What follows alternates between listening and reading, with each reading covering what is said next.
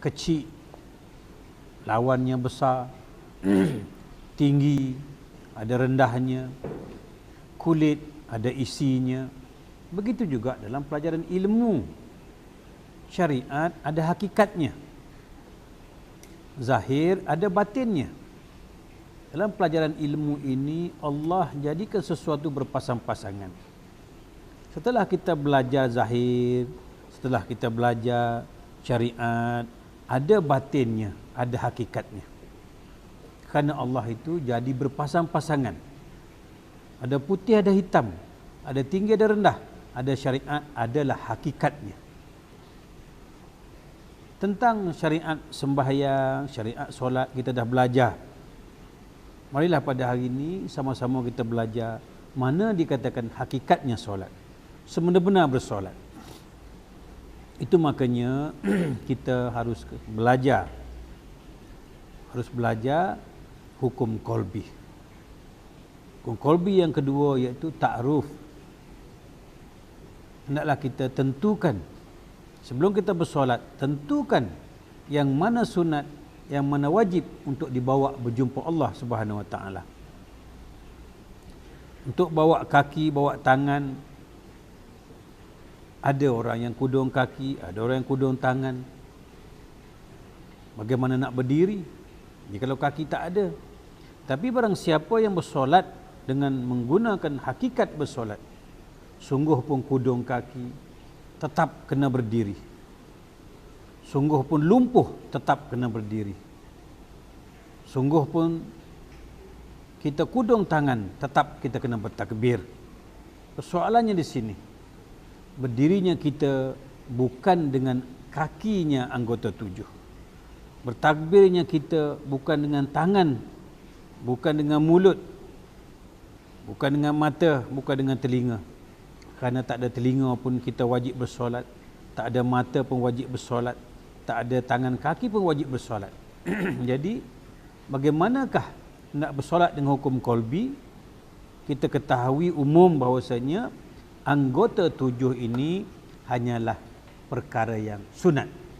Ada pun tak apa, tak ada pun tak apa. Tetapi hendaklah kita mengetahui anggota yang wajib dibawa berjumpa Allah. Inilah yang ramai tidak diketahui oleh kita, tambah-tambah lagi di zaman sekarang. Muslimin muslimat yang dirahmati Allah, ananda yang dikasihi. Sebelum kita meneruskan mentakrifkan tentang ta'aruf ini, mari kita bersoal jawab dengan diri sendiri terlebih dahulu. Siapakah yang sebenar-benar bersolat?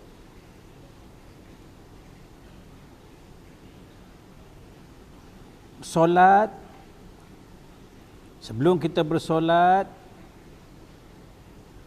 kita telah mengetahui bahawasanya kita tidak berdaya upaya. Apabila kita tidak berdaya upaya, siapakah yang melangkah menuju ke tika sejadah? Kalau kita tidak berdaya upaya, siapakah yang berdiri? Jadi sebelum kita mengetahui tentang ta'aruf, mari kita tanya dulu. Kita bersolat, kita baca inna solati wa nusuki wa mahyaya wa mamati lillahi ta'ala. Kita dah berjanji, kita dah mengaku kepada diri kita, kita berjanji dengan Allah bahawasanya segala ibadah kita, segala hidup mati kita ni hanya untuk Allah Subhanahu Wa Taala. Baru kita menunaikan solat. Setelah kita berjanji amal ibadah kita ni untuk Allah, tanyalah kepada diri masing-masing. Tanyalah kepada diri masing-masing, manakah bahagian kita untuk diberi kepada Allah? Di dalam solat itu, mana bahagian kita untuk diserah kepada Allah? Kita semua mengaku bahawasanya amal ibadah kita ini kita hendak serah kepada Allah Subhanahu Wa Taala. Tetapi cuba tanya, bahagian manakah dalam ibadah solat itu untuk kita serah kepada Allah Subhanahu Wa Taala? Sedangkan kita beribadah untuk serahkan ibadah kita kepada Allah. Cuba tanya diri sendiri, bahagian manakah ibadah kita itu yang hendak diserah kepada Allah? Kalau kita nak serah berdiri, berdirinya kita itu adalah kerana diberi oleh Allah untuk kita berdiri. Bukan kita yang berdaya upaya untuk berdiri. Berdiri itu Allah yang bagi. Rukuk sujud itu Allah yang bagi. Daripada awal sampailah kepada akhir, semua Allah yang bagi. Mana bahagian kita dalam bersolat? Cuba tanya diri kita sendiri. Kita kata kita nak menyerahkan ibadah solat kepada Allah. Sayangnya, mari kita tanya diri kita, bahagian mana dalam solat itu untuk kita serah kepada Allah? Mana bahagian kita dalam solat untuk serah kepada Allah? Berdiri, Allah yang bagi. Rukuk sujud, Allah yang bagi. Mana bahagian kita? Kita kata ibadah kita ni hendak serah kepada Allah. Mana bahagian kita? Nah, inilah yang hendak kita pelajari. Jangan kita mengaku kita yang berdiri. Kita tidak berkudrat untuk berdiri.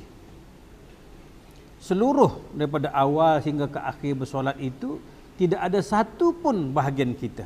Tidak ada satu pun hak kita.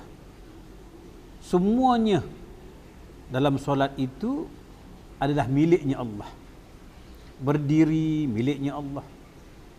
Bertakbir miliknya Allah. Kita tak boleh bertakbir, kita tak boleh berdiri jika tidak dengan izin Allah, tidak dengan kudrat dan irada Allah. Kaki yang kita pinjam untuk berdiri itu pemilik Allah. Mana bahagian kita dalam solat? Kaki milik Allah, tangan milik Allah, rukuk milik Allah, sujud milik Allah. Mana bahagian kita?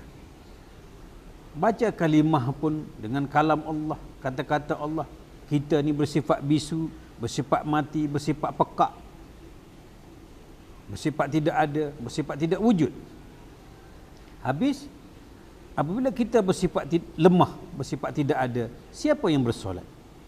Inilah inilah yang dikatakan hendaklah kita bersolat dengan hukum qalbi. Dengan hukum qalbi, iaitu dengan hukum qalbu. Barang siapa tidak mengenal qalbi, barang siapa tidak mengenal qalbu, tidaklah dia bersolat dengan hukum qalbi. Yang berdiri itu bukan kaki, yang berdiri itu qalbi. Yang bertakbir itu bukan tangan, yang bertakbir itu qalbi. Yang berlafazkan kalimah itu bukan mulut, yang berkalimah itu qalbi. Itu makanya barang siapa nak bersolat, hendaklah terlebih dahulu mengenal hukum qalbi. Mengenal hukum qalbi. Hukum qalbi itu ada 7 perkara. Saya ulang lagi sekali supaya tuan-tuan mendapat faham. Barang siapa nak bersolat, selain daripada rukun 13, selain daripada rukun 13, hendaklah dia hadirkan hukumnya. Hukum solat itu ada 3. Selain menghadirkan rukun 13, kita juga dikehendaki menghadirkan hukumnya solat, iaitu fi'li, qauli dan qalbi. Fi'li, qauli telah kita bincang serba ringkas. Mari kita tumpukan perhatian kepada hukum qalbi. Hukum qalbi dan hukum qalbu, bersolat dengan qalbi, bersolat dengan qalbu. Tapi sayangnya kita tidak mengenal qalbi. Kita tidak mengenal kakinya qalbi. Kita tidak mengenal tangannya qalbi. Kita tidak mengenal mulutnya qalbi. Bagaimana untuk mendirikan solat dengan hukum qalbi? Itulah makanya di dalam bersolat kita bertanya kepada diri kita. Ibadah solat ini kita nak serahkan ibadah solat kepada Allah. Tetapi sayangnya, mana bahagian kita? Mana bahagian kita untuk diserahkan kepada Allah? Berdiri, Allah yang punya. Rukuk sujud, Allah yang punya. Tangan kaki pun Allah yang punya. Seluruh anggota kita ni, urat, darah, daging, semua Allah yang punya. habis manakah bahagian kita? Kita kata kita mengerjakan solat. Kita kata kita melakukan solat. Jikalau kita mengaku kita bersolat, kita dalam solat. Cuba tuan-tuan fikir. Inilah solat orang zaman sekarang ini, solat yang tidak khusyuk. Solat yang tidak sempurna. Ingat, wala syari'atin ala hakikotun batilatun. Wala syari'atin ala hakikotun batilatun. Barang siapa hanya mengerjakan syariat dengan tidak ada ibadahnya hakikat, maka batilatun, batalah ibadah kita. Tanyalah diri masing-masing. Adakah kita sekarang ni bersolat syariat sahaja ataupun bersolat syariat dan hakikat? Kalau kita buat syariat sahaja dengan tidak ada hakikat, maka batalah solat kita, batilatun. Kita kena mengerjakan solat syariat dan hakikat, tidak boleh berpisah. Jangan buat syariat saja meninggalkan hakikat. Jangan buat hakikat saja meninggalkan syariat. Itu makanya wala syariatin ala hakikatun batilatun. Barang siapa mengerjakan syariat tidak ada hakikat, itu batal. Wala hakikatun ala syariatin atilatun. Jikalau kita mengerjakan hakikat sahaja, tak ada syariat pun hampa. Atilatun, hampa. Sia-sia.